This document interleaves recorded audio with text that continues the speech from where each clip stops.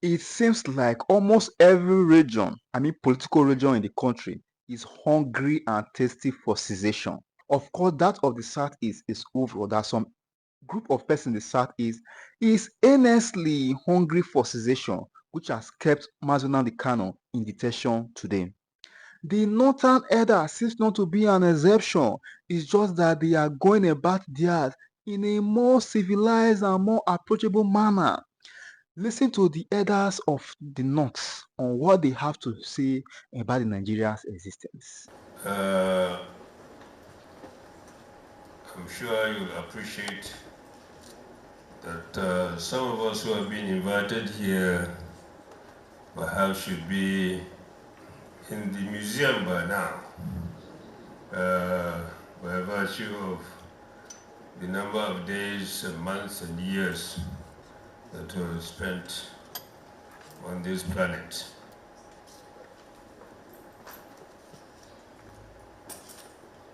To be the chairman or co-chairman of this occasion is a great honor and great privilege for me. Having been born a Nigerian, but a British Nigerian, in the sense that those of us who are born before 1914, or those of us who are born after 1914 up to 1960, could describe ourselves in various forms and terms. I, having been born 86 years ago, I was born a Nigerian British Nigerian. That's what I was. And I believe there are quite a few of us here who are British Nigerians. And up to 1960, when Britain left us alone to manage our affairs, we were such. And for me, really, I've seen Nigeria as a British colony, administered by the British people. And they decided in 1914 to invite some of our elders to a meeting where some far-reaching decisions will be taken in terms of the future of the country. And by that, I mean the promulgation edict that was discussed in 1914 included 6 eminent Nigerians, or 6 eminent people, because at that time, before the meeting, they were not Nigerians. It was after the 1914 that we assumed a new name, or a name referred to as Nigeria. If you read that edict, for those of you particularly with penchants for law, like Dogara will see the content of that edict. It was an edict because it was a decision mainly by former British military officers who were governing us, in various ways in the country as a colony. And they couldn't have used any other term than an edict. And after that edict was approved in their meeting, this was then referred to the colonial office, and it was adopted that this new nation was then born. Nigeria was born by that declaration in the edict. So, for those who are curious like me, I read quite a bit of that edict, and it was an edict of hope that the Nigerians that were colonized from Lagos to southern part up to the northern part in 1903 would now be regarded as a country, and that country would be named Nigeria. It is of interest to hear that maybe I'm wrong here, the historians are here. It was the governor, the wife of the governor, or I think the governor general, that in fact gave us our name, Nigeria. Now, the content of that edict was simply that the people that had been put together under that edict are called Nigeria, and the people within Nigerians will now move forward and over the years build a country that they could call their own, and others would also respect as a country different from theirs. And I think that the edict was very clear. In fact, it said the life of the edict was just 100 years. The edict would expire after 100 years. So technically and statistically, this edict expired in 2014, exactly 100 years after. But we did not do anything in a very special way to say that that edict no longer existed and so on, but it was there. But the content was very, very important. And if you read the content, you then consider why we're here today as very, very important. The elements in the edict were simply that the people who were conquered by the British from the southern part of Nigeria, Lagos and others, including the north of course, are now agreed that they are going to build a country. And this country will be called Nigeria. And they should be working very hard to make sure that they succeeded.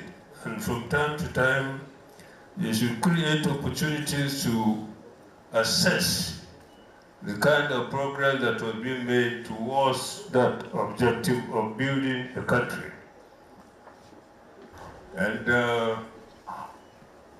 I took it that they were doing that, particularly when we get back to the point when our first generation leaders in the country were working towards getting Britain out as a colonial master towards our independence. And they did extremely well, in my view. They worked together, coming from different places and so on. Just as we are still from different places today, they were even more in different places at the time when they decided that they should get themselves together and see whether they can really produce a good country for all of us. And they did. No. So I think that if you look at what they did, one of the quotations that I always use, particularly when people are quarreling about themselves, where do you come from, what language do you speak, which place of worship do you attend, weekly or daily, as the case may be. The Sadhana came with the idea that we can't all melt into one tribe, we can't all melt into one language, we can't melt all in one faith just because we want to be called Nigerians. No. So the important thing is for people from these different backgrounds and different antecedents and so on, is to continue to dialogue and understand their differences. Once they can understand their differences, they should be able to work together towards building a country. And this was the spirit behind their working together up to the point Nigeria had achieved independence. Not that Sadona ceased to be a Fulani man, not that Chifawolo ceased to be a Yoruba man, no Zik ceasing to be an Igbo man. But they work together because they try to understand their differences. And these differences will always be there forever, more or less. There's nothing you can do about it. It is not your work in the creation of Almighty. And in the various scriptures, I'm not good in all the scriptures, it said, we created you in different nations and so on, so that you can understand each other and live together. So here, I think that going back to the main theme of this dialogue, what is dialogue about?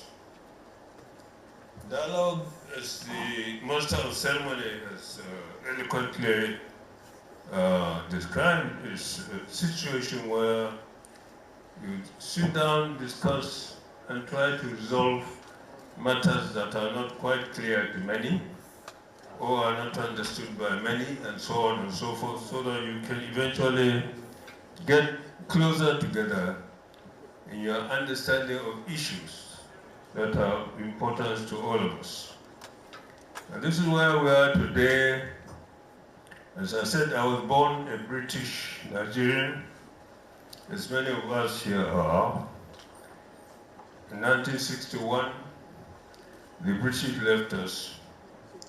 But even then, I think the Queen remained our head of state until another declaration was made, I think in 1962 or thereabouts, for Nigeria to become a republic, so that the headship of government returns fully to the people of Nigeria. Now, those who captured us or conquered us left behind a system that was familiar to them. This is the British parliamentary system, was what was bequeathed to Nigeria at independence. And we can't deny that. And we accepted it. Our leaders went to all sorts of conferences within and outside the country to accept parliamentary system of government, and they tried it. And for some of us who saw it and were part of it, we think it worked for us. It worked for us. The system they left behind was a federal parliamentary system where there is a federal government and there are the original governments. And the region I come from, or I came from and still come from, is northern Nigeria. And When I started my public service in 1964 after graduating from Ibadan, I started in the north.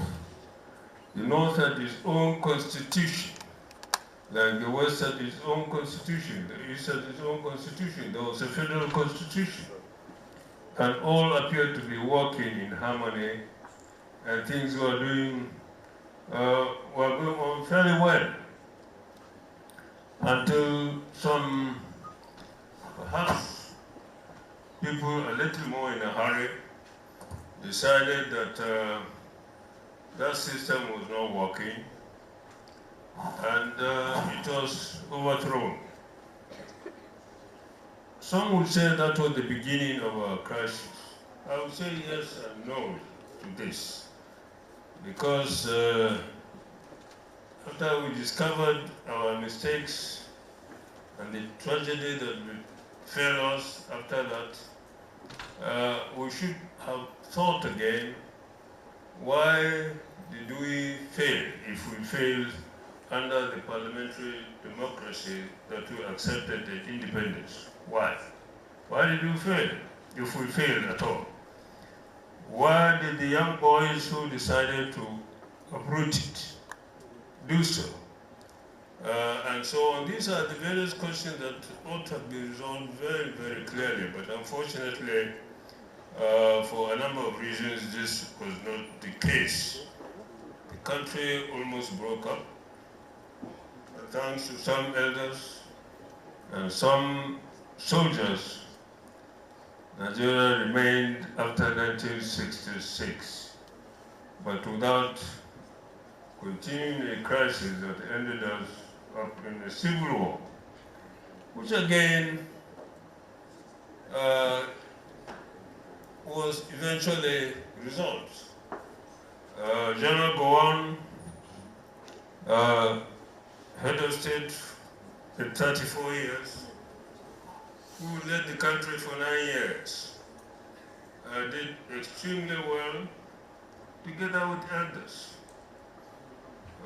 In his cabinet, or rather in his government, rather than cabinet, there are elders, Chief Awolowo, Aminu Kano, and the rest of them were working very closely with General Gowon that made it possible for him to run this country for 9 years, including the crisis we went through in the Civil War. It is of interest to note that for those 9 years, Nigeria did not borrow a kobo from outside. We wonder why. But that's not for me, but for the dialogue people to really unravel a lot of things that have gone wrong since then. Never mind what happened.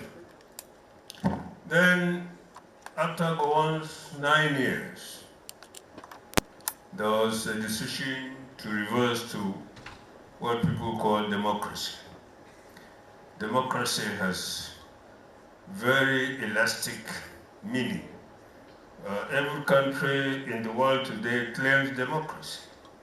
America claims democracy. China claims democracy. Most countries claim democracy.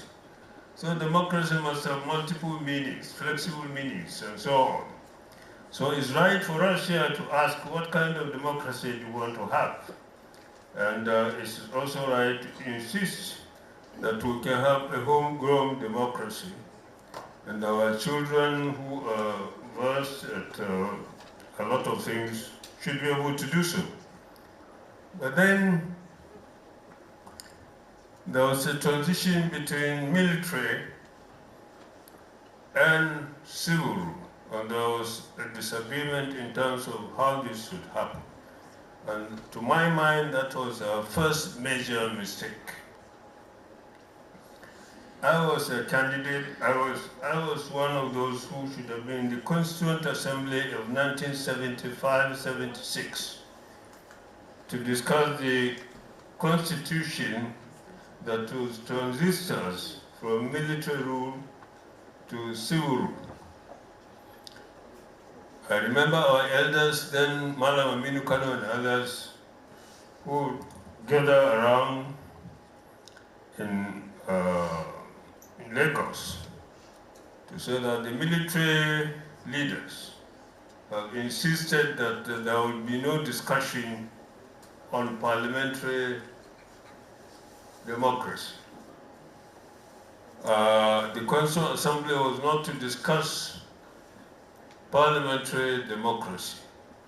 The Constitutional Assembly should go and borrow or find a presidential system outside the country. I think what they had in mind, and I think up to now, the two parliamentary systems that are a little all over the place, American and the French. And eventually we opted for the presidential system. Well, to my mind, America has just had an election a few days ago. And to my mind, it did not demonstrate democracy. It demonstrated election, but it did not demonstrate democracy. For me, that was our first mistake. For us to bring a system that did not fit our history, did not fit our traditions, did not fit our experience either as under colonial government or under our own independent state. We did not. Yet, we were not allowed to even discuss it. If I can remember here my classmate, a very eloquent sociologist, Dr. Ibrahim Taher. Up to his death, he insisted that it was a mistake for us to bring in American presidential system to Nigeria because it will not work for us. And if the parliamentary system had not worked for us just after using it for 5 years, now we have experienced presidential system for 24 years. Dogana is here to testify. 24 years. With due respect, I think our situation is worse than under the parliamentary system that we rejected just after trying it for 4 or 5 years. So this dialogue here should really be as objective, dispassionate as possible, to look at some of the things that we did wrongly. And one of the things we did wrongly was to bring in a system that did not fit our situation. And if we can, and we should, and we can, we should work out something. It may not necessarily be the typical parliamentary system you find in our former colonial masters. It could be something else, but definitely the presidential system has not worked for us. And it should be possible for us to be less sentimental, more objective in really bringing this out clearly. And there are questions I would like to ask, especially those who would be on the panel to tell us yes or no.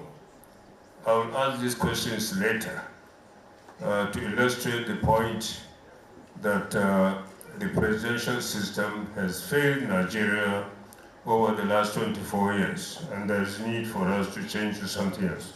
Thank you very much. If at all any religion wants to call for cessation or hungry for cessation, I think it should be the South. Of course, you know that it is the resources of the South that is servicing the almost the entire nation. Hence, I am shocked that the South leaders are folding their hands in this regard. Is it that they love one Nigeria? Is it that they are benefiting more in terms of resources and allocation and every other thing? Apart from that, is it if we take a look, if we travel around the country and see the rate of development of all the regions, is certainly among the more developed regions across the nation. Also, the fact they have the highest resources allocation in terms of oil production. Let me hear your opinion. Please, I'll be in the comment section to see your opinion about regarding this cessation issue being agitated by different regions.